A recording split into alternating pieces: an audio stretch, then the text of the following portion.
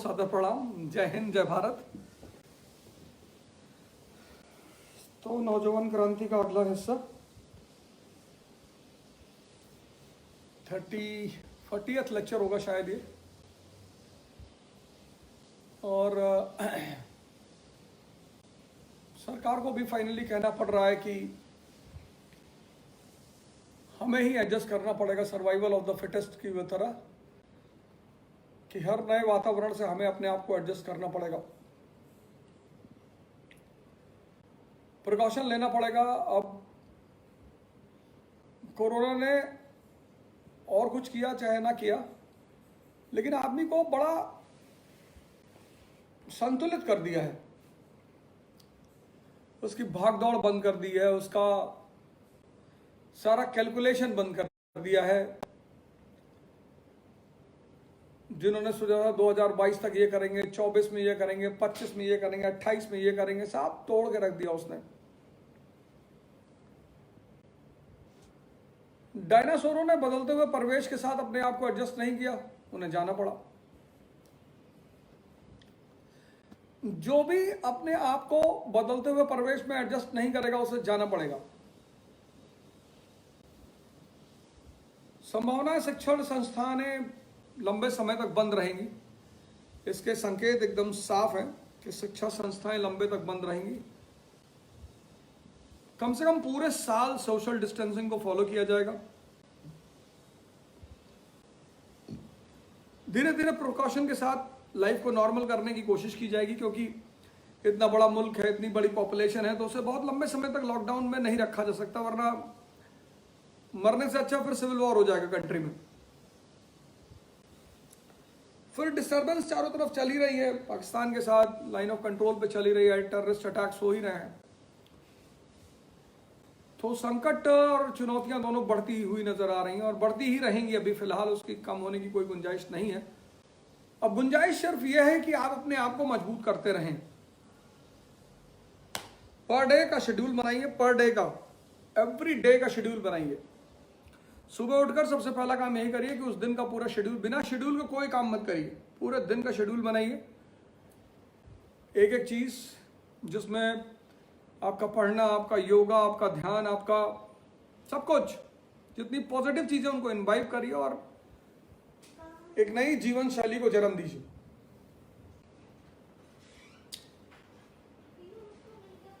और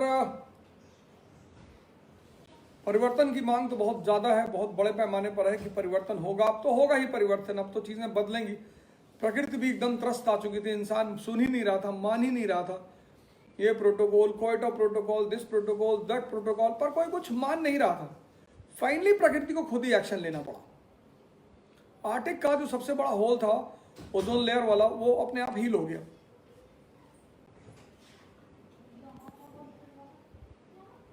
एक बड़े पैमाने पर धरती ने अपने आप को हील कर लिया। मैं अभी आगरा जा रहा था 2-3 दिन पहले, तो इतनी ग्रीनरी थी चारों तरफ, इतनी ग्रीनरी, मतलब पेड़ वेड़ तो जिंदा लग रहे थे, जिंदा, कोई था ही नहीं सड़क पे। केसेस बढ़ रहे हैं, वो बढ़ेंगे ही। अभी उनका एक पेस तो खैर बढ़ेगा, एक पेस तो वो बढ़ता ही रहेगा। 50,000 के आसपास केसेस पार कर जाएंगे और ये पेस चलता रहा तो खैर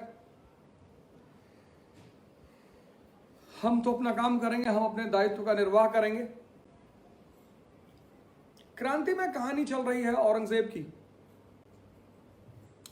आलमगीर उर्फ औरंगजेब, कल मैंने बताया कैसे औरंगजेब ने, हालांकि गृह युद्ध कोई बड़ी बात नहीं है, उत्तराधिकार का युद्ध हमेशा से हुआ है। वो ऐसा नहीं कि औरंगजेब ने किया बाकी किसी ने नहीं किया, सबने किया, सबने किया। लेकिन औरंगजेब के उत्तराधिकार के युद्ध को इसलिए मॉडर्न किया जाता है क्योंकि पीर और वली का भी उनके ऊपर वो लगता है कि वो पीर थे, वली थे, सन्यासी थे, मौलाना थे, ऐसा कुछ नहीं था। वो भी एक इंसान था, बंदा। राजा बनने का सपना था उस आदमी का, राजा बना वो आदमी, सक्सेस हुआ। ये बड़ी अच्छी बात थी कि इतने सारी चुनौतियों के बाद वो आदमी सक्सेसफुल हुआ। 1659 में औरंगजेब गद्दी पर बैठा और मैंने कल आपसे कहा, अगर आपको याद होगा, कि औरंगजेब की सारी समस्याओं को जो जन्म जाता है वो बेसिकली शाहजहां है। शाहजहां से जोड़कर आप औरंगजेब को पढ़ेंगे तो बड़ा अच्छा रहेगा। जितनी भी क्राइसिस, मनसबदारी क्राइसिस, जागीरदारी crisis, financial crisis, Deccan crisis, सबका जन्मदाता शाहजहां। कल भी मैंने आपको यही बताया कि औरंगजेब कट्टरपंथियों के सहारे गद्दी पर बैठा। एक तो वो कट्टरपंथियों के सहारे गद्दी पर बैठा, कुछ व्यक्ति का अपने धर्म के प्रति लगाव ज्यादा था, होना चाहिए, बड़ी अच्छी बात है। उसमें मैं तो बार बार ये बात कहता हूं कि अगर आपका अपने धर्म के प्रति विशेष लगाव है तो बहुत अच्छी बात है। आपका ये अच्छाई तब बुराई में बदल जाती है जब आप अपने को अच्छा कह के दूसरे को बुरा कहते हैं। जब आप खुद को श्रेष्ठ कह के दूसरे को निकृष्ट कहते हैं, बस वहीं पर आप भी खत्म हो जाते हैं और आपका धर्म भी खत्म हो जाता है, दोनों खत्म हो जाते हैं। क्योंकि इतनी महान चीज अगर आपके अंदर महानता नहीं डेवलप कर पा रही है तो फिर कहीं ना कहीं आप उस चीज को समझ नहीं पा रहे हैं। तो लगभग सारे संकट औरंगजेब को तोहफे में मिले थे शाहजहां से। आर्थिक संकट तो खैर, इकोनॉमिक क्राइसिस तो उसे मिला ही मिला था। उस इकोनॉमिक क्राइसिस को दूर करने के चक्कर में औरंगजेब ने एक और क्राइसिस पैदा कर दी, पॉलिटिकल क्राइसिस। पैसे की जरूरत थी। अब पैसा जहां से भी मांगोगे, बढ़ाओगे तो लोग अनरेस्ट पैदा ही होगा। तो आप औरंगजेब के पीरियड में एक बड़ी नई चीज देखेंगे, हालांकि उसकी भी शुरुआत शाहजहां के समय हो चुकी है, रिवोल्ट्स की। लेकिन औरंगजेब के पीरियड में आप चारों तरफ रिवोल्ट देखोगे। जाट रिवोल्ट, दिल्ली के चारों तरफ का इलाका, एग्रीकल्चरिस्ट कम्युनिटी और वॉरियर कम्युनिटी। गोकुल 1669 में जाट लीडर था गोकुल, उसने बढ़े हुए टैक्स को देने से मना कर दिया। कुछ टैक्स का ही मुद्दा रहा, गोकुल को उठा लिया गया। गोकुल को उठा लिया गया और गोकुल को एग्जीक्यूट कर दिया गया।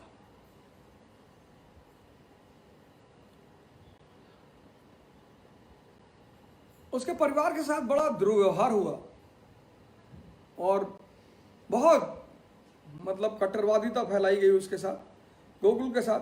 गोकुल के बाद राजाराम ने विद्रोह किया। अब दिल्ली घर में ही विद्रोह हो गया औरंगजेब के। जाट यानी मथुरा और दिल्ली, मथुरा, दिल्ली, आगरा, पलवल, हरियाणा, जाट घर में ही विद्रोह हो गया और एक वॉरियर कम्युनिटी औरंगजेब के खिलाफ हो गई।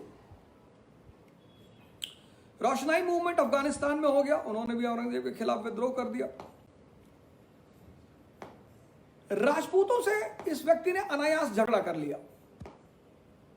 अनायास, मैंने कहा ना कि जब आप किसी विचारधारा को लेकर चलते हैं तो आपको एक सपोर्टर तबका मिलता है। आपकी विचारधारा से आपको एक तबका मिलता है जो आपको सपोर्ट करता है।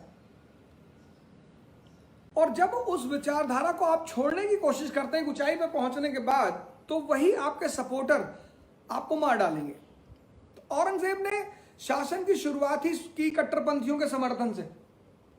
तो मानी सी बात है कि उसके शासनकाल में कट्टरपंथियों का हौसला बढ़ा, फंडामेंटलिस्टों का हौसला बढ़ा।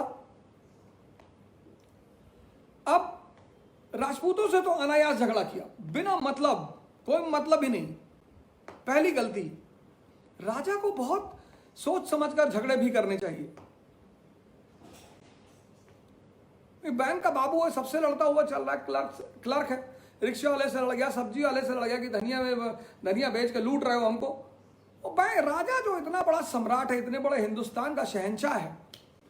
अब राजपूत जो कि स्पाइन है मुगल एम्पायर की, जिन्होंने मुगल एम्पायर बनाने में इतना बड़ा योगदान दिया, उनके साथ बड़ी अच्छा वर्ड यूज किया एनसीईआरटी ने कि his policy towards Rajput was clumsy. बड़ा अच्छा word, clumsy, CLUMSY, clumsy, CLUMPSY, clumsy. उसको हिंदी में फूहड़ कहते हैं कि his Rajput policy was clumsy. Maharaja Jaswant Singh हालांकि शुरू में औरंगजेब के साथ नहीं थे, दारा के साथ थे, लेकिन बाद में जयसिंह वगैरह की वजह से वो भी आ गए। औरंगजेब ने उन्हें माफ कर दिया। और लेकिन जैसे ही औरंगजेब गद्दी पर बैठा, महाराजा जसवंत सिंह की मौत हो गई। महाराजा जसवंत सिंह को कोई बेटा नहीं था जब वो मरे। हालांकि उनके मरने के 7 महीने बाद उनके 2 बेटे पैदा हुए उनकी एक रानी से, 7 महीने बाद। लेकिन जब वो मरे तो उनका अपना कोई बेटा नहीं था। तो फिर औरंगजेब ने इंदर सिंह को मारवाड़ का राजा घोषित कर दिया। इंदर सिंह का कोई मास सपोर्ट नहीं था। भाई रघुनाथ राव को अंग्रेजों ने क्यों छोड़ा 1775 में? उससे कोई मास सपोर्ट नहीं है, कोई नहीं चाहता। आप किसी पार्टी से टिकट लेने जा रहे हैं और आपके इलाके के सारे सम्मानित लोग आपके साथ जा रहे हैं, तो पार्टी को विचार करना पड़ेगा। आपने अपने पार्टी के नेता को अपने शहर में बुलाया और 1 लाख लोगों को बुला लिया आपने जन प्रदर्शन के लिए, तो पार्टी को विचार करना पड़ेगा कि नहीं यार, इस आदमी के पास जन समर्थन है। राजा को कभी उस आदमी को सपोर्ट नहीं करना चाहिए जिसके पास खुद का कोई जन समर्थन ना हो। इंदर सिंह के पास नहीं था, तो जब इसने इंदर सिंह को राजा बना दिया जिसका अपना कोई पब्लिक सपोर्ट नहीं था, मास सपोर्ट नहीं था, तो रानी हाडी और दुर्गादास राठौर, ये 2 लोग आगरा आए कि सरकार, हम इंदर सिंह को राजा नहीं मानते, और हम ही नहीं, पूरे राठौर नहीं मानते। तो हम चाहते हैं कि आप इन नाबालिग में से एक बच्चे को आप टीका लगा दो राजा, और ये रानी हाडी उसकी केयरटेकर हो जाएंगी और फिर शासन चलता रहेगा। बड़ा अच्छा प्रपोजल था, बहुत बढ़िया प्रपोजल था। और जब तुम चारों तरफ से घिरे हो तो तुम्हें नई समस्याएं नहीं खड़ी करनी चाहिए। इसने बवाल कर दिया, इसने कहा नहीं, हम तो हम हैं। जब इंदर सिंह को जन समर्थन नहीं है तो क्या जरूरत है इंदर सिंह को समर्थन करने का?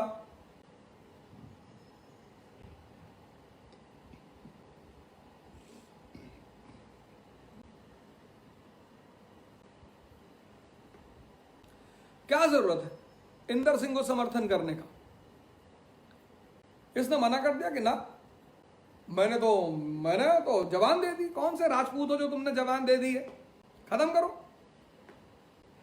औरंगजेब को बहुत प्यार से पढ़ेंगे ना तो आपको बहुत ऐसे जगह मिलेंगे जहां आपको बड़ी दया आएगी, औरंगजेब के ऊपर बहुत दया आएगी। और औरंगजेब को मैं तो कभी उल्टा सीधा कुछ कहा ही नहीं, कह भी नहीं सकता, सवाल ही नहीं उठता। हमारे लिए तो वो एक पात्र है, जैसे डॉक्टर के लिए पेशेंट एक कैरेक्टर है, ऑब्जेक्ट है, ऐसे हिस्ट्री में मेरे लिए सारे पात्र हैं। उनमें से कुछ पात्रों के प्रति मेरा सम्मान है, लिंकन के प्रति, अंबेडकर के प्रति, क्योंकि इन लोगों ने, कहते ना, आसमान में छेद करने वाली बात वो किया इन लोगों ने। बाकी औरंगजेब के साथ दुर्भाग्य ये हुआ, बहुत बड़ा दुर्भाग्य, उसका दुर्भाग्य यही है जो कि उसने खुद एक्सेप्ट किया इस बात को। ऐसा नहीं है, ये उसकी महानता है, मैं उस पर भी चर्चा करूंगा। उसने इस बात को खुद एक्सेप्ट किया कि मैंने गलती की और मैं गलत लोगों के साथ रहा। औरंगजेब हिस्ट्री, महमूद गजनी, औरंगजेब, ये हिस्ट्री के ऐसे पात्र हैं जो मौलानाओं द्वारा पढ़ाए जाते हैं। रफीक जो है वो मेरी स्कूटर ठीक करता था, मैकेनिक था। तो मैं गोंडा में जब स्कूल जाता था क्लास 11 में, तो स्कूटर से जाता था। तो मेरा रफीक एक मैकेनिक था, वो मेरा स्कूटर ठीक करता था। तो वो बताता था मुझे औरंगजेब के बारे में, स्कूटर मैकेनिक। तो तब मैं भी 11-12 में था, तो मैं सुनता था कि अच्छा ऐसी बात है औरंगजेब यार, ये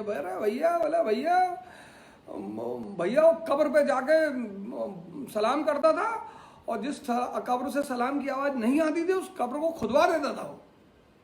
हमें भी लगता था कि बड़ा जानदार आदमी था यार, ये तो औरंगजेब बहुत बड़ा आदमी था। फिर जब मैं इलाहाबाद पहुंचा और फिर तैयारी शुरू की और मैंने पढ़ना शुरू किया, तो मुझे लगा यार रफीक को ये सब बातें किसने बताई। फिर मैंने रफीक से मैंने रफीक से पूछा, मैंने कहा यार रफीक एक बात बता, ये तुझे औरंगजेब के बारे में कौन बताया, कहाँ पढ़ा तूने, तू कभी स्कूल गया? उसने कहा भैया मैं तो कच्चे 2 के बाद गया नहीं, अम्मा एक दिन मार के भगा दी तो उस्ताद के साथ काम करने लगे। तो मुझे बड़े अरसे बाद पता चला कि यार ये जो पुरोहित वर्ग है मुसलमानों के बीच, ये भी हिस्ट्री पढ़ाता है।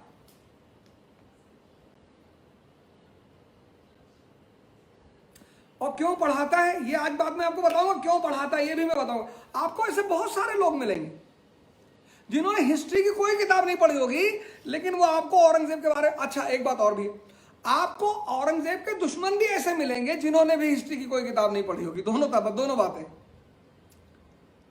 उसके समर्थक भी ऐसे मिलेंगे। लेकिन ऐसा हुआ क्यों हिंदुस्तान में, मैं इस पर अभी आपको बताता हूं ऐसा क्यों हुआ, इसके पीछे साजिश क्या थी, किसने साजिश की और क्या वजह थी इसके पीछे। औरंगजेब एक कैरेक्टर है, एक ब्यूरोक्रेट के रूप में हमें उससे सीखना है कि उसने कहां कहां गलतियां की। राजपूतों की गलती पर आप गौर करिएगा, कोई जरूरत नहीं थी। आप फाइनेंशियल क्राइसिस से वैसे ही गुजर रहे थे, आपको नया झगड़ा करने की। और जब राठौरों का इतना जो पावरफुल तबका था, दुर्गादास राठौर, जब वो खुद ही आपसे मिलने आया था, आप इंदर सिंह को मार के भगा देते। आप कौन से राजपूत हैं रघुकुल के कि पर रघुकुल रीत सदा चले आई, प्राण जाई पर वचन न जाई। आपने तो अपने पिताजी को बंद कर दिया। आप राजा हैं, आप बेईमानी के सारे सिद्धांत समझते हैं, यहां क्यों अपने आप को आइडियल बना रहे हैं? इसको बोलते हैं स्प्लिट पर्सनैलिटी। जहां मेरा फायदा है वहां मैं कोई भी सिद्धांत मत चला लूंगा, जहां मेरा फायदा नहीं वहां मैं आइडियल हो जाऊं। भाई साहब मैं चोरी नहीं करता, भाई साहब मैं, ये दुनिया में 80% लोग ऐसे हैं, जैसे मैं तो करता हूं, मैं एक्सेप्ट करता हूं। मुझे इसी चीज का तो टेंशन नहीं है कि मैं दुनियावी आदमी हूं, मैं गैर दुनियावी नहीं हूं। मैं झूठ बोलता हूं, चोरी करता हूं, मुझे पैसा कमाना है। मैं वहां फर्गूसन कॉलेज में सेमिनार ले रहा था, तो एक बच्चे ने मुझसे कहा कि आप लोग पूना में क्यों काम करना चाहते हैं, इस इनिशिएटिव की मुख्य वजह क्या है? मैंने कहा पैसा। वो तो पूरा हॉल के लड़के ताली बजाने लगे। मैंने कहा पैसा सर, मनी। ओरिजिनल बनकर जियो, ओरिजिनल। चिंता मत करो कि कौन लोग तुम्हें क्या कहें, कोई कुछ। जब तक तुम काम के हो, जब तक तुम काम के हो, हर व्यक्ति तुम्हारी पूजा करेगा।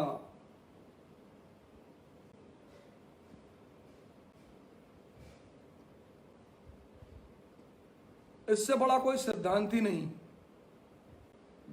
तुम सूख जाओगे, जला दिए जाओगे।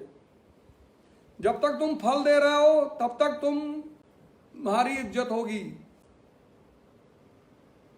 जिस दिन पेड़ इसलिए दुनिया में सबसे बड़ा टीचर है नेचर, प्रकृति।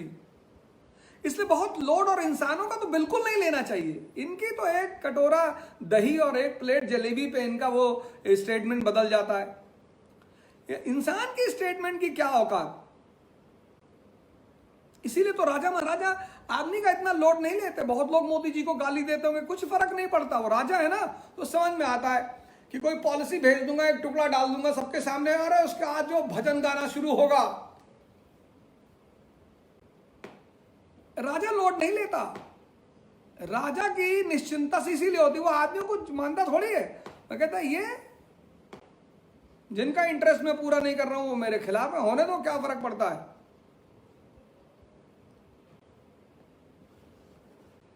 भगवान का कॉन्सेप्ट क्यों लोग मानते हैं? मैंने बहुत लोगों से पूछा भगवान को क्यों मानते हैं? अरे भैया भगवान सर्वशक्तिमान है। कौन बताया?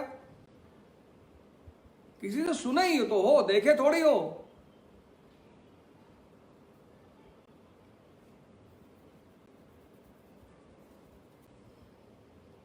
लेकिन आदमी के सबकॉन्शियस में डाला गया कि भगवान मतलब फायदा। एयरपोर्ट जा रहे हैं, देर हो चुकी है, फ्लाइट छूटने का डर है, भगवान की पूजा करते हुए जा रहे हैं, हे भगवान हे भगवान हे भगवान, फ्लाइट ना छोड़े भगवान। लेकिन जहां मस्ती कर रहे हैं, बार में है, दारू पी रहे हैं, नाच रहे, वहां भगवान की याद नहीं आ रही है।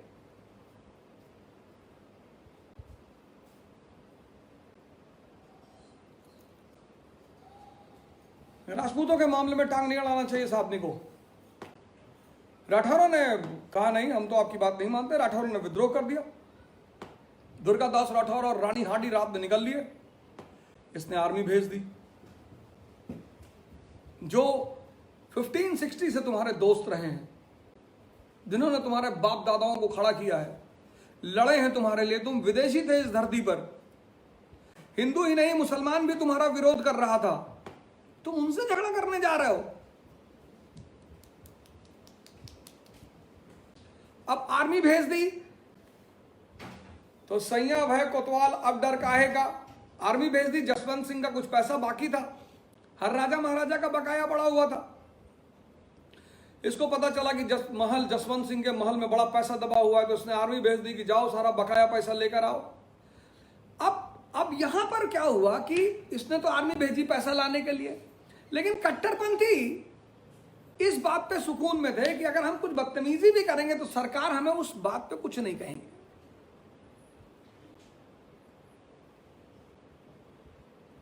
तो मंदिर भी तोड़ दिया।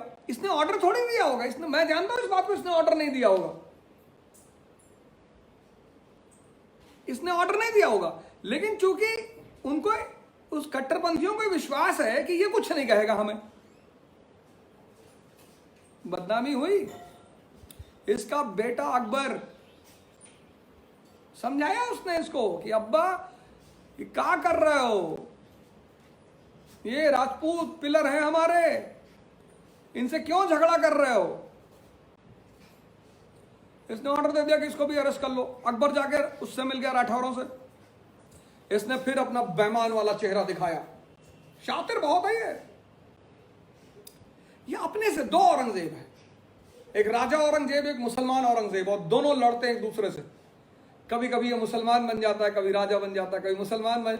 अगर ये सिर्फ मुसलमान बन जाता बड़ा महान बनता, अगर ये सिर्फ राजा बन जाता बड़ा महान बनता। ये दो औरंगजेब है। अब यहां पर वो औरंगजेब राजा उभर के आएगा। जैसे इसने अपने भाइयों को जब मारा तो वो एक औरंगजेब राजा है।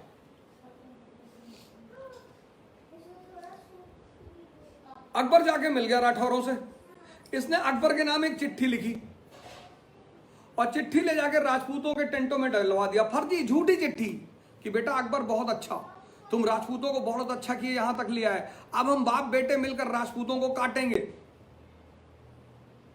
अब वो राठौरों के हाथ में जब चिट्ठी पड़ी तो उन्हें लगा कि यार ये अकबर तो हमें धोखा दे रहा है, इसका बेटा। उन्होंने अकबर को छोड़ दिया। ये बेईमान औरंगजेब का चेहरा है। राजा औरंगजेब, बेईमान कहना उचित नहीं है। कोई भी राजा ईमानदार हो ही नहीं सकता, वो संभव ही नहीं है। कोई भी दुनियावी ईमानदार हो ही नहीं सकता, बस उसे धूर्त नहीं होना चाहिए। तुम बेईमान हो बहुत अच्छा, जो भी इस दुनिया में रह रहा है, जो भी दुनियावी है, जैसे जब बुद्ध कहते हैं कि मैं बेईमानी नहीं करता, मैं मानता हूं। नानक कहेंगे मैं मानूंगा। लेकिन वो मेरे साथ का जब कोलीग कहेगा तब मैं नहीं मानूंगा। थोड़ा कम हो गए, थोड़ा कम हो गए, पर बेईमान ना हो ऐसा तो हो ही नहीं सकता, संभव ही नहीं है। इस दुनिया में रहकर कोई बेईमानी ना करे, पॉसिबल नियम है सर। न्यूटन का चौथा नियम है कि हर दुनियावी आदमी बेईमान होगा, डिग्री में फर्क होगा, डिग्री में फर्क होगा, पर होगा। इसलिए बहुत दुखी होकर मत चलाए। तो उन बेईमानों में जो सुपर बेईमान हो जाता है वो राजा हो जाते हैं। जो धूर्त हो गया वो नेता बन जाते हैं, जो धूर्तों का सरताज हो गया वो मंत्री बन जाते हैं।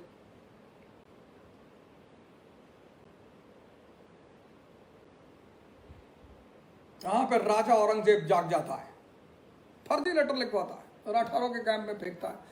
अकबर तो बेचारा अकेला पड़ गया। अब अकबर को औरंगजेब के खिलाफ शेल्टर कौन दे? तो अब एक गलती, जाटों से मामले को सुलझाना चाहिए था। वॉरियर कम्युनिटी, एग्रीकल्चरल कम्युनिटी है दिल्ली के चारों, और तुम्हारे घर में ही अगर बवाल होता रहेगा तो तुमने जाटों के मुद्दे को सॉल्व नहीं किया। तुमने राजपूतों से झगड़ा मोल ले लिया। मेवाड़ के राजा जगत सिंह ने लिखा कि शहनशाह को शोभा नहीं देता राजपूतों के इंटरनल मामले में दखलंदाजी करना। इसने कहा मेवाड़ में भी आर्मी भेज दो। लो, अमा तुम पागल वागल हो यार। तुम वाकई में इतने संकट से गुजर रहे हो, तुम खुद इतने परेशान हो,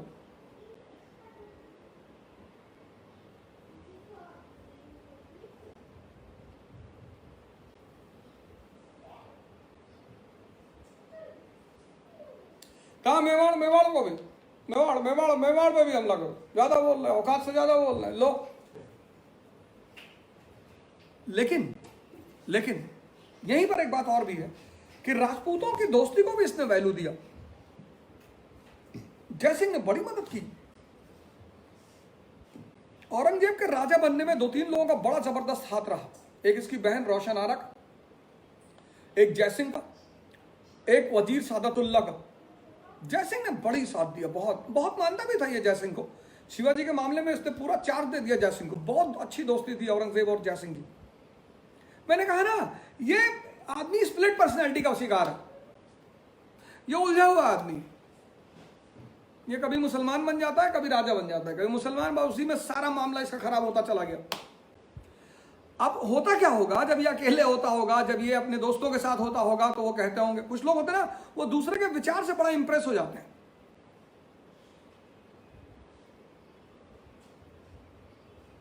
मतलब गाड़ी लेने निकले, ये सोच के निकले कि भैया आज जा रहे हैं क्रेटा टॉप मॉडल लेंगे, रास्ते में 2-3 लोग मिल गए, है भाई क्रेटा क्या लोगे यार, जितने में क्रेटा ले रहे हो टॉप मॉडल 20 लाख की, उतने में इनोवा आ जाएगी, बड़ी शानदार गाड़ी है। तुमको दुनिया बहुत रेयर केस लोग मिलेंगे जो सेल्फ डिसीजन पे काम करते हैं। बाहर में जाए दुनिया, मुझे क्रेटा लेनी मतलब लेनी है। अरे यार 20 लाख में तो इनोवा 6 सीटर मिल जाएगी, नहीं लेनी। ये भी अपनी दुनिया, अपनी जिंदगी में इस चीज को अडॉप्ट करिए, सेल्फ डिसीजन और स्ट्रॉन्ग डिसीजन।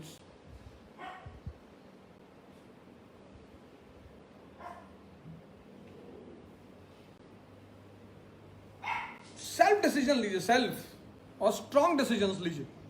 हर बात हर आदमी से मत पूछिए, पैंट किस कंपनी का खरीद लें, शर्ट किस कंपनी की ले लें, ये सब पूछने वाली बातें हैं।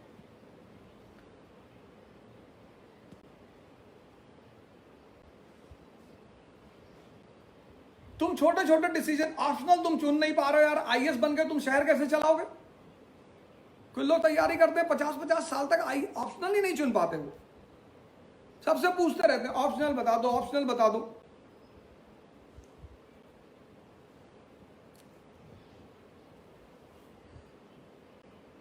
जयसिंह से बड़ी अच्छी दोस्ती रही, तो जाटों से बवाल किया इसने, राजपूतों से जो इसके आधार स्तंभ, उससे बवाल किया। फिर मराठा इधर ये उत्तराधिकार का युद्ध लड़ रहा था नॉर्थ में। उधर 1656 में एक आदमी उभर रहा था, शिवाजी।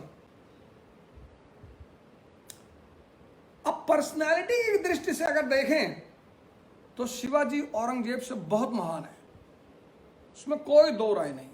उसकी वजह मैं आपको बताऊं, तर्क मैं आपको लॉजिक दूं क्यों। औरंगजेब को जितनी बड़ी शहंशाहियत मिली, उस व्यक्ति को कुछ मिला नहीं था। वो एक पूना के जागीरदार का बेटा था, शाहजी का। किसी की तारीफ करने के पीछे जो मंशा होती, वो इसलिए नहीं कि वो मेरी जाति का है, मेरे धर्म का, ऐसा नहीं है। तुमको एक पूरा साम्राज्य मिला था अपनी पिता से उत्तराधिकार में, उस व्यक्ति को कुछ भी नहीं मिला था।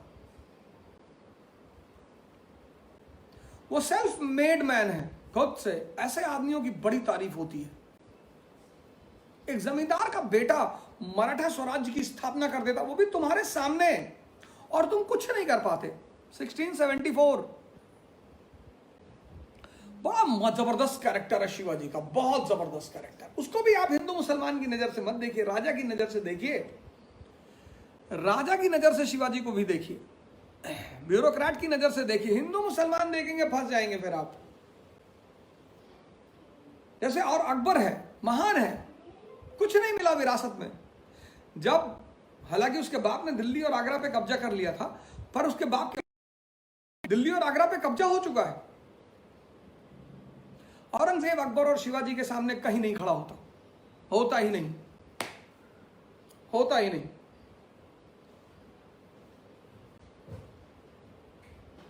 जिसको विरासत इतनी महान मिली हो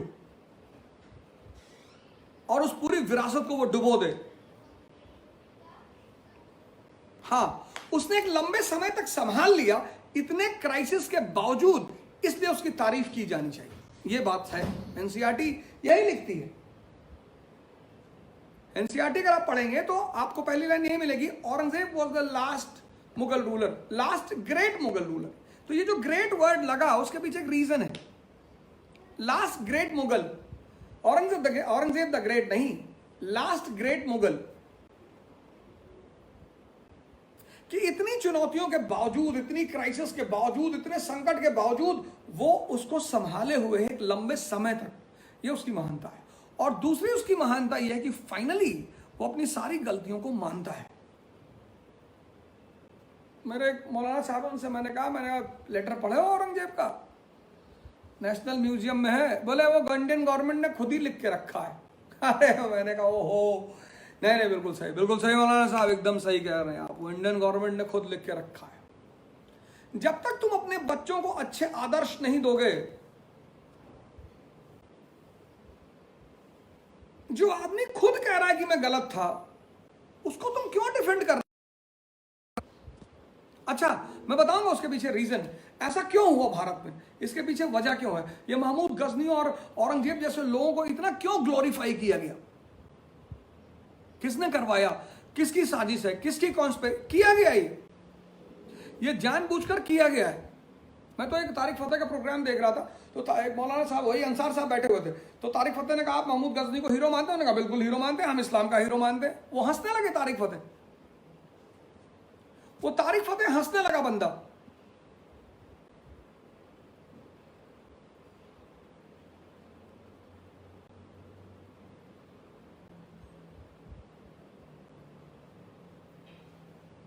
इसीलिए मैं अपील करता हूं हिंदुस्तान के सभी युवाओं से कि आदर्श कलाम साहब को बनाओ, विवेकानंद को बनाओ, आदर्श जरूर बनाओ। आदर्श मतलब जिसके पथ पर तुम चलना चाहते हो। और अगर तुम्हारा आदर्श ही खराब हो गया तो तुम्हारा डेस्टिनेशन बहुत गंदा होगा।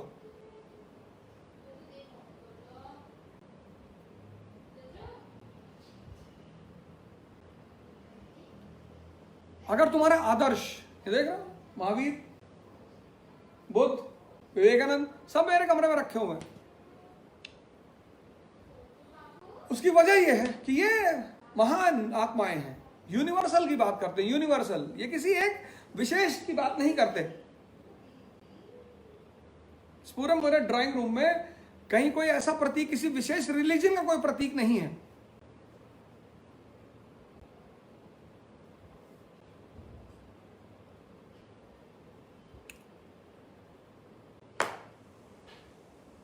तो जब ये, और शिवाजी के, हाँ एक बात मैं आपको यहां पर और कहूंगा, यहीं पर मैं आपको शिवाजी की कहानी भी सुना दूंगा कि शिवाजी की महानता जो छिपी है वो उनके गुरु की वजह से है।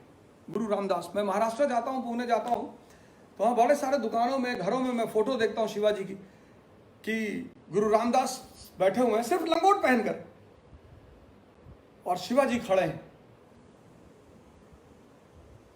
सर, इस संस्कृति की, भारतीय संस्कृति की सबसे महान चीज है यहां के संत। अरे यार, एक दो नकली निकल गए, तुम्हारे पास 500 का 1 लाख रुपया है, 2 नोट नकली निकल गए, सब फेंक दोगे? ये तो पश्चिम की बहुत बड़ी साजिश। मैं इस साजिश पर भी आपसे बात करूंगा। तो वेस्टर्न लोगों को यह बात पता चल गई थी कि हमारे देश में साइंटिस्ट, हमारे यहां ज्ञान का पहला पैरामीटर क्या है कि पहले हम मन को जीतना सिखाते हैं। पढ़ेगा कौन? मन। सोचेगा कौन? मन। कनेक्ट कौन करेगा? मन। वही तुम्हारा स्थिर नहीं है। मैं आजकल एनसीईआरटी का प्रोग्राम शुरू किया हूं, C-क्यूब, कॉन्सेप्ट कंसोलिडेशन एंड कनेक्टिविटी। पढ़ा नहीं रहा हूं मैं, सिखा रहा हूं।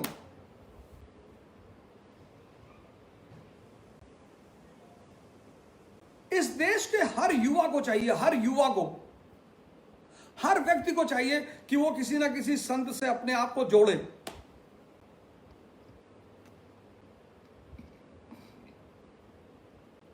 और संत से सिर्फ एक ही चीज ली जा सकती है, ज्ञान।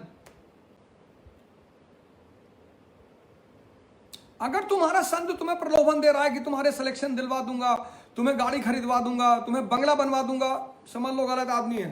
क्यों? जो तुम्हारे पास है ही नहीं, वो हमें क्या दिलवाओगे? बुद्ध ने किसी से कहा, महावीर ने किसी से कहा, नानक ने किसी से कहा। कबीर तो कहते हैं कि कबीरा खड़ा बाजार में लिए लुगाठी हाथ, जो घर जा रहे आप ना सो चले हमारे साथ।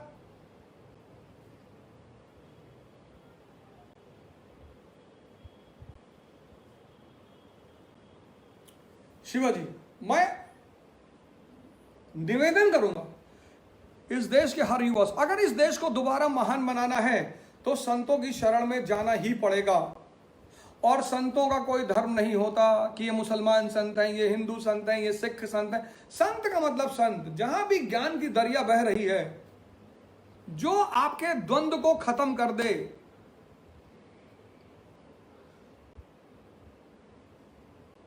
जो आपके भ्रम को खत्म कर दे।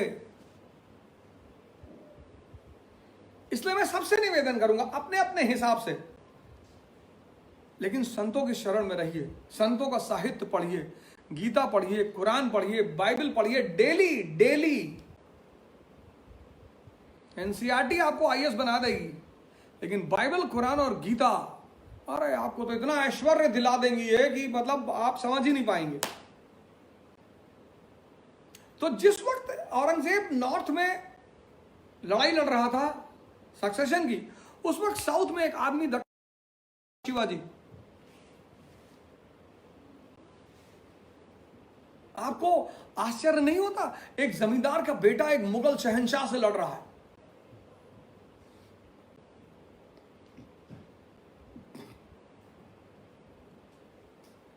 मोहम्मद साहब के बाद जब इस्लामिक फोर्सेस उठी, तो इस्लामिक फोर्सेस में इतनी ताकत थी कि पूरी दुनिया जीत ली उन्होंने।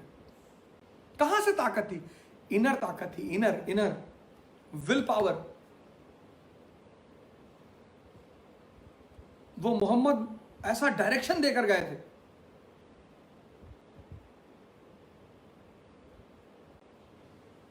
यही बात तो बार बार मैं मुसलमानों से कहता हूं कि भाई तुम दिमाग तुम लोग क्यों नहीं लगाते यार।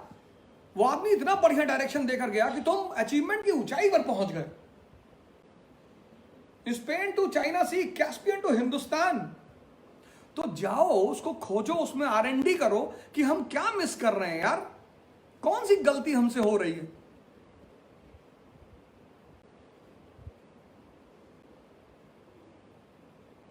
नहीं जो है वो सुनने को तैयार ही नहीं। खैर, शिवाजी की महानता के पीछे उनका गुरु है रामदास। 59 में औरंगजेब गद्दी पर बैठता है। 59 में वो बंदा अफजल खान की हत्या कर देता है, डेक्कन का एक स्टार बनकर निकलता है। औरंगजेब को लगा कि यार कौन आदमी है यार, अफजल खान बीजापुर के इतने बड़े नोबल को मार दिया इसने। अफजल खान ने औरंगजेब ने फिर उसका ध्यान डेक्कन की तरफ किया। उसने कहा यार ये कौन लौंडा है, कौन लड़का है ये, बड़ा तबाही मचाए हुए है डेक्कन में। अरे बोले मराठा सरदार शाह जी का बेटा है। हाँ बोले कंट्रोल करो यार इसको। शाइस्ता खान को ऑर्डर दिया कि इसको देखो यार, समझो इसको। शिवाजी शाइस्ता खान का अंगूठा काट लाए। मुगल गवर्नर, बड़ी बात है। जैसे उसामा बिन लादेन ने ट्विन टावर पर हमला कर दिया, बड़ी बात थी, बहुत बड़ी बात थी। मुगल गवर्नर का अंगूठा काट लाना, नाइट अटैक। तब औरंगजेब को लगा कि नहीं नहीं यार, ये तो साहसी नहीं, दुस्साहसी है।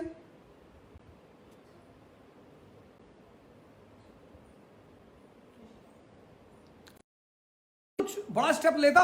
1664 में शिवाजी ने सूरत लूट लिया। मुगल टेरिटरी को लूट लेना। तब औरंगजेब ने कहा कि नहीं नहीं नहीं नहीं यार, ये तो पानी तो सर के ऊपर चला गया यार। तब महाराजा जयसिंह को उसने सारे अधिकार, पूरा टोटल, बोला शिवा को पकड़ के लाओ, जिंदा या मुर्दा। इतनी ताकत उसने किसी को नहीं दी, ना दिलेर खान को दी, ना शाइस्ता खान को दी, किसी को नहीं। पूरा पावर दे दिया उसने जयसिंह को, पूरा। ये शो करता है कि कितनी अच्छी दोस्ती थी औरंगजेब और जयसिंह की। उसने उतना भरोसा किसी मुसलमान पे नहीं किया, औरंगजेब ने हिंदू पे किया। इसलिए तो मैं कहता हूं कि वो कंफ्यूज्ड आदमी, उलझा हुआ आदमी है।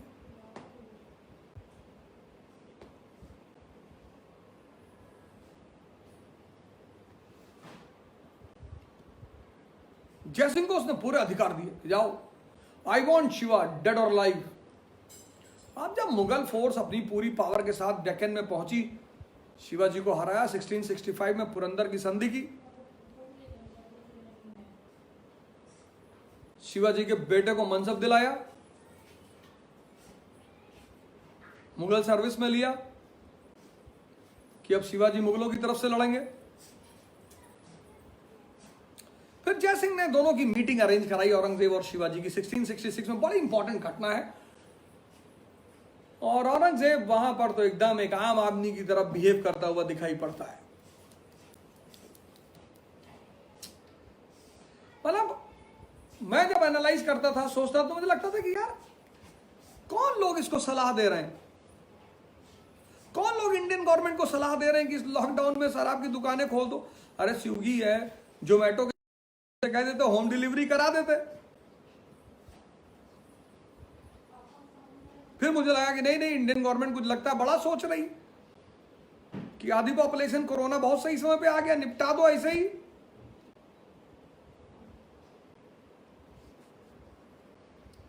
लोग मर रहे हैं, लोगों की मदद कर रहे हैं, लड़ाई कर रहे हैं, लोगों को जागरूक कर रहे हैं। पागल है लोग। मेरे पास 50 फोटो डेली आती, सर आज हमने यहां खाना बंटवाया, आज हमने। लोग पागल हैं।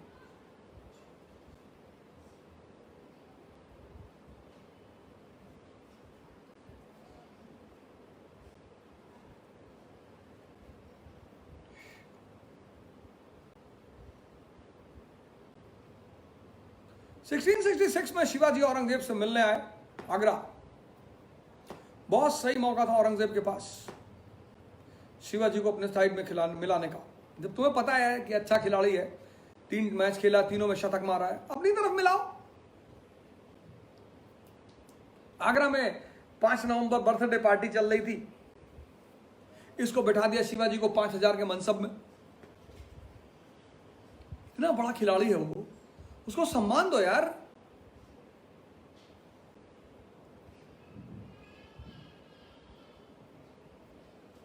इतना बड़ा खिलाड़ी है वो। Talent is hungry of what? Respect.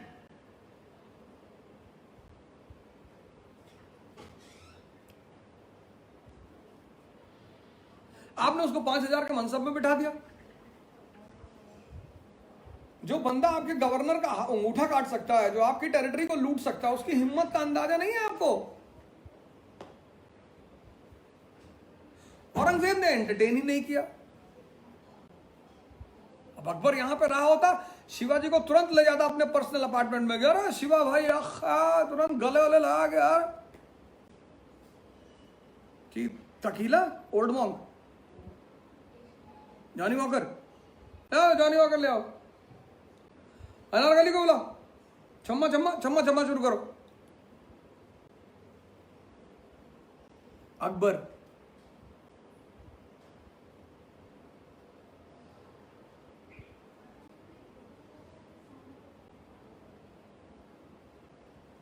तो नाहक में महान नहीं है। मेरे बड़े सारे मित्र मुझसे नाराज हो जाते हैं जो मैं वहाबिज्म के खिलाफ बोल देता हूं। कहते हैं विचारधारा है। अरे चाचा, विचारधारा तो है ही है, उसका हिडन एजेंडा जिस दिन समझ जाओगे ना। हालांकि औरंगजेब के टाइम पर वहाबिज्म नहीं था। वो 1707 में मरा और 1744 में सऊदी और वो पैक्ट हुआ। लेकिन कट्टरपंथी तो शुरू से चली आई। ऑर्थोडॉक्सी तो हर रिलीजन में है, उसमें तो ऐसा है नहीं। वो हर रिलीजन में है। वो ऐसा नहीं कि इस्लाम में है, मुसलमानों में है, हिंदुओं, ईसाइयों में, सिखों में, सब में है।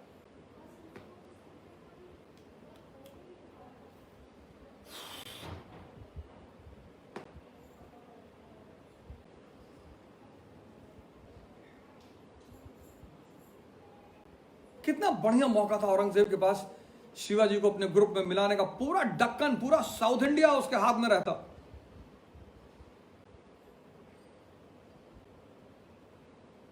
कितना बढ़िया मौका। चढ़ाओ यार। जब ड्राइवर के साथ चलते हैं लंबे ट्रिप पर, तो उसको चलने से पहले 1000 रुपए दे देते हैं, ये ले पकड़। अरे भैया ले ले, खा ले, रास्ते में चाय पानी सिगरेट उगरेट आराम से पीते रहना, जहां नींद लगे बताना, हम चलाएंगे गाड़ी। और ड्राइवर साहब आप तो एकदम कृष्ण की तरह गाड़ी चलाते हैं, चढ़ाना पड़ता है, पता नहीं कहां ले आके चढ़ा दे, दिमाग खराब हो जाए तो।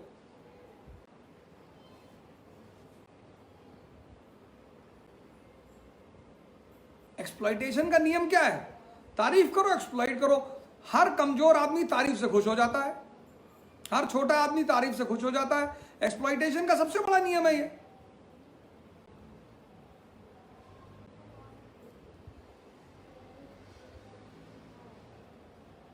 लेकिन आम आदमी की कमजोरी अपनी तारीफ करना जानता है, दूसरे की नहीं कर पाता।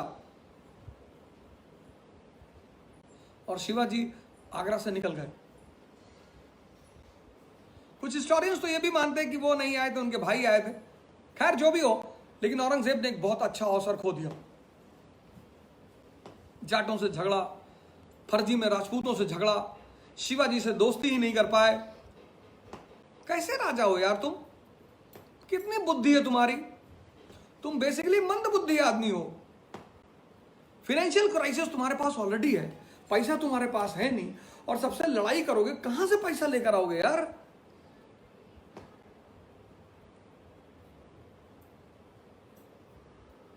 तुम्हारा मकान गिरवी रखा है, तुम्हारी गाड़ी गिरवी रखी है, और तुम सोसाइटी में सबसे लड़ रहे हो। An infant nation and a nation in crisis requires peace and stability.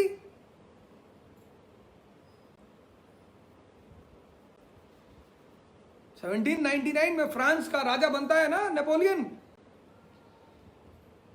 तो पहला कदम क्या उठाता है? Peace with Europe.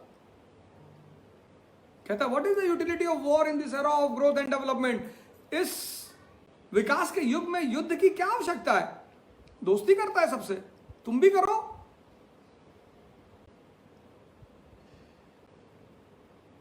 इसलिए राजा को सबके साथ नहीं बैठना चाहिए।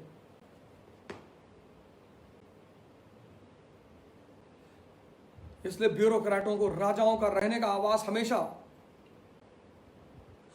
इसलिए डीएम बंगला हर शहर में शहर से बाहर है, अलग है।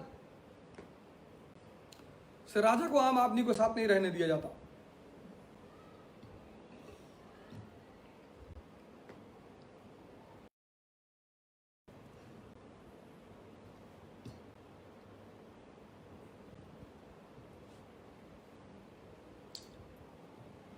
सिक्सटीन 1668 में शिवाजी ने दोबारा सूरत लूट लिया। ये बेचारा नॉर्थ में उलझ गया।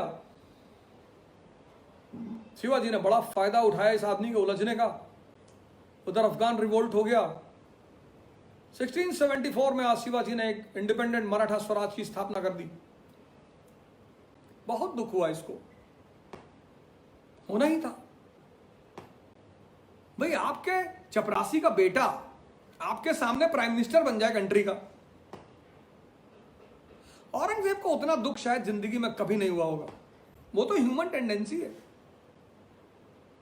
जो आदमी तुम्हारे 5000 का मनसबदार था, वो अपना राज्य बना ले।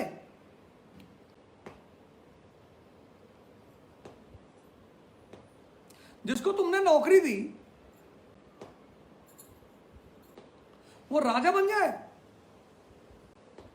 बहुत दर्द हुआ औरंगजेब को, बहुत बहुत पेन हुआ औरंगजेब को। लेकिन इस पेन का जन्मदाता औरंगजेब खुद है। समझिए, इस तरह के डिसीजंस मत लिया करिए। या तो दुनियावी बन के डिसीजन लीजिए, या राजा बन के डिसीजन लीजिए। कभी दो नाव पे सवार होकर डिसीजन मत लीजिए।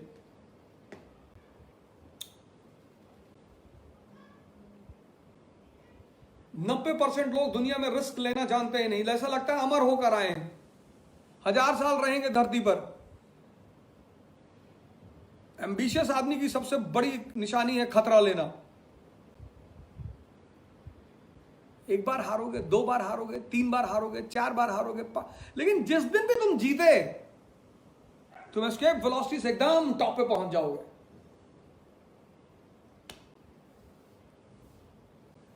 इस दुनिया में सिर्फ 2% लोग हैं जो खतरा लेना जानते हैं। कंपटीशन में ज्यादा है ही नहीं।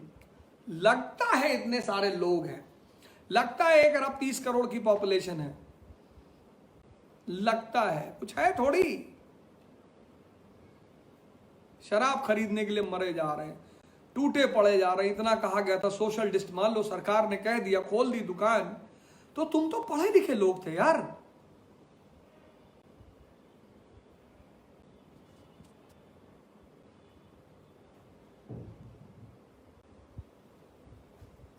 तुम तो पढ़े लिखे लोग थे।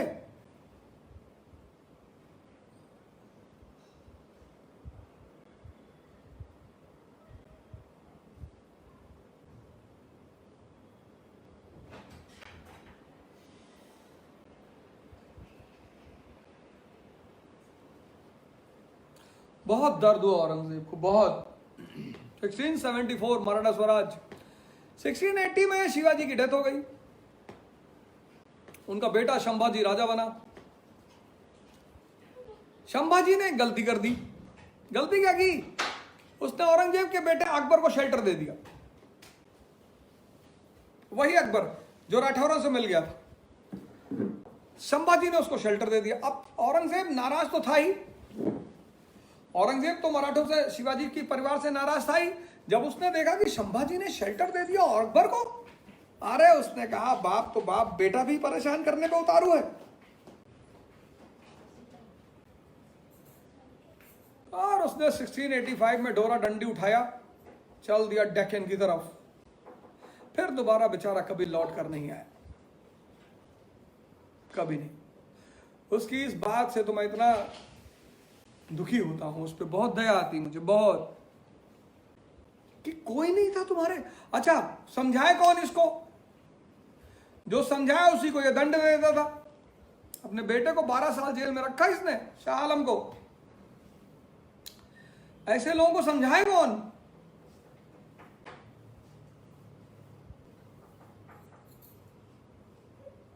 सिक्सटीन 1685 में डेक्कन पहुंचा, गोलकुंडा को खत्म कर दिया, बीजापुर को खत्म कर दिया।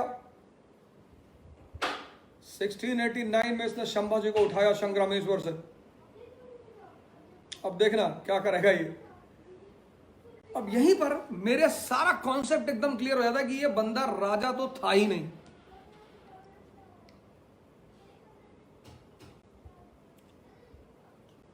ये उसकी एक ऐसी गलती जो मेरे मन में कॉन्सेप्ट कर देती कि ये बंदा के मन में राजा जैसा तो कोई चीज थी ही नहीं। अब देखना क्या करेगा। संभाजी को उठाया, संभाजी को मार दिया।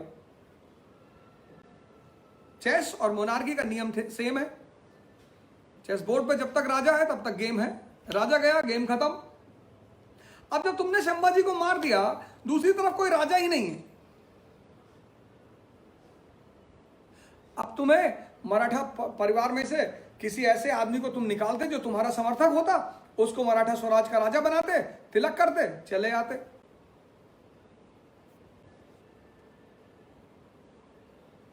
चले आते, कुछ था ही नहीं।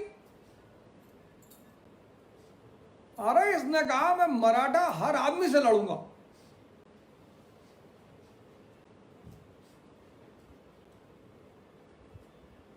मगर दूसरे चाल में तुमने सामने वाले को चेक एंड मेट दे दिया, गेम खत्म हो गया।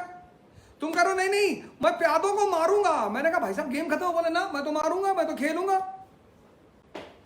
इस एक घटना ने मेरे कॉन्सेप्ट को एकदम क्लियर कर दिया था कि Aurangzeb never had of mental frame of a king.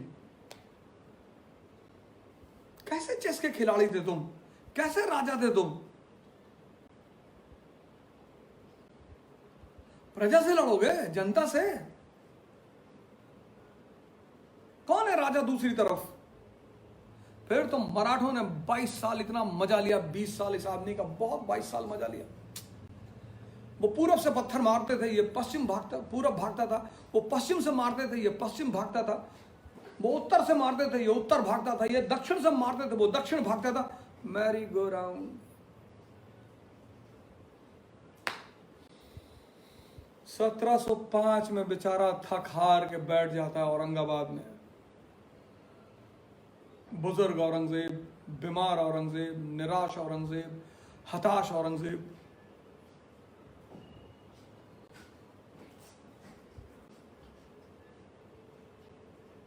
अपने बेटे को एक लेटर लिखता है, बड़ा प्यारा लेटर लिखता है अपने बेटे को लेटर कि बेटा कभी घटिया लोगों के साथ मत रहना, और पुरोहितों को तो डंडा मार के भगाओ इनको।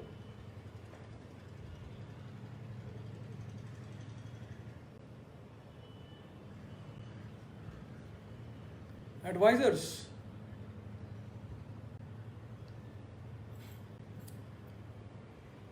एडवाइजर्स, जो लोग तुम्हारे साथ रहते हैं बहुत बड़ा रोल प्ले करते हैं। वो हैदर अली एक मामूली सा सिपाही मैसूर पर कब्जा कर लेता है, उसके दोस्त बड़े खतरनाक हैं, अच्छी राय देते हैं उसे। औरंगजेब तो फेमस है, उसके नौरत्न भी फेमस है। और सॉरी अकबर तो फेमस है, उसके नौरत्न भी फेमस है। औरंगजेब के भी नौरत्न हैं, लेकिन आपको किसी ने आपको उनका नाम नहीं बताया होगा। मिर्जा बाकर, सादतुल्ला, असद खान, अभी बताऊंगा, सबका नाम लूंगा। ये सब नौरत्न है, सब मौलाना है।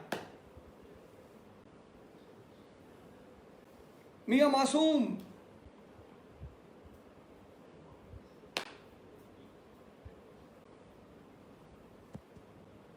Maratha was a blunder. The Maratha approach of Aurangzeb was a blunder. Aurangzeb पे क्वेश्चन बनता मेंस में कि Deccan prove to be the ulcer for Aurangzeb.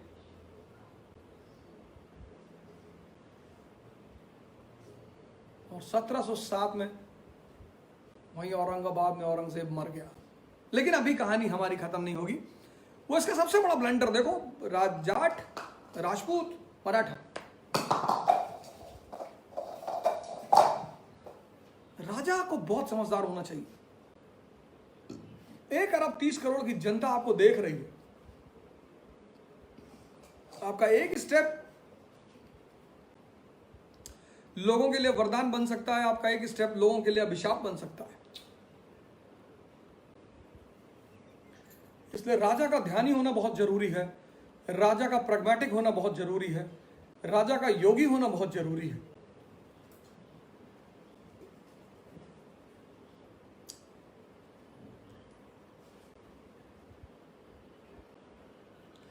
इसलिए स्वयं की विजय विश्व विजय का पहली रिक्वायरमेंट है। Self victory is the eligibility of the victory of this world. उसके अलावा कोई रास्ता ही नहीं। इसलिए बहुत पढ़े लिखे लोग देखो नौकरी करते हैं, क्योंकि सेल्फ विक्ट्री नहीं है। बहुत पढ़े, बहुत IITN है, IIM के लड़के हैं, सेल्फ विक्ट्री नहीं है। पढ़ाई से भी एक अलग रिक्वायरमेंट है राजा बनने की, सेल्फ विक्ट्री।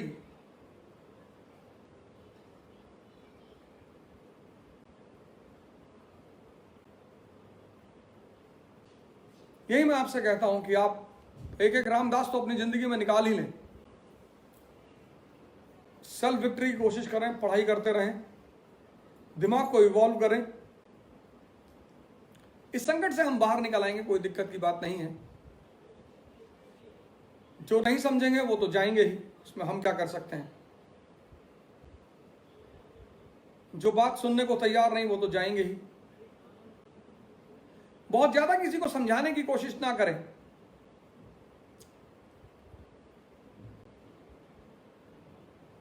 आप समझ गए, समझ लिए, दुनिया समझ गई।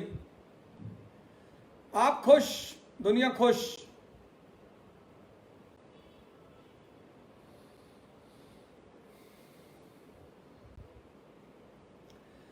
कहानी कल यहां से शुरू करेंगे, लेकिन मैं सभी लोगों को साधुवाद देना चाहता हूं, धन्यवाद देना चाहता हूं। मैं तो कभी मैं मैसेजेस पढ़ता हूं। कल मैं निकालूंगा 10, 12, 15। अटल विश्वास जी का नाम उन्होंने मुझसे कहा था कि सर अटल विश्वास जी हमारे एक राजा हैं, बड़ा काम कर रहे हैं बेचारे। उन्होंने तो मुझे इतना फोटो डाला। अटल विश्वास जी, अगर आप ऑनलाइन हैं तो मैसेज डालिएगा। आपने मुझसे कहा था कि सर आपने मेरा नाम नहीं लिया, तो मैं आपका भी नाम ले रहा हूं। और बहुत बहुत साधुवाद। इतनी दुआ मिल रही है आपको चारों तरफ से, तो उसमें नाम लेना कोई बहुत बड़ी चीज नहीं है, लेकिन मुझे बड़ा अच्छा लगा कि आपने मुझसे ऐसा कहा। तो ऐसे बहुत सारे लोग हैं जिनका मैं कितने लोगों का नाम लूं। अगर मैं दिन भर मैसेज देखूं तो 10 दिन तो मुझे मैसेज ही देखने में लगेगा। लेकिन मैं सबको साधुवाद देता हूं, धन्यवाद देता हूं। सब अपना अपना काम कर रहे हैं और हम इस संकट से जरूर बाहर निकलेंगे।